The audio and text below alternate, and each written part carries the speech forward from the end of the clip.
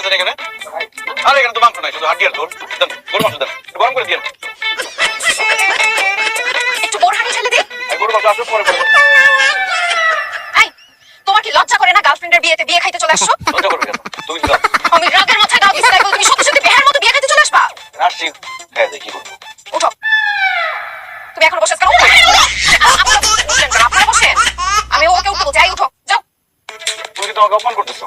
তোমাদের দেখছো কি? এখন আমি যে কি করব? আমি সিনক্রেট করবো। এখন কোন খারাপ হয়ে যাবো? এটা ভারী বেয়াদব।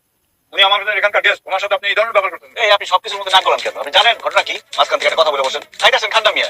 তোমাকে উঠতে বলছি, এখন উঠবা কিন্তু। খাওয়া শেষ করে উঠতে যাও। খাওয়া খাইতে হবে না, যাও। কত বড় বেহায়া, সে খাইতে বসে গেছে। ওরে বাবা।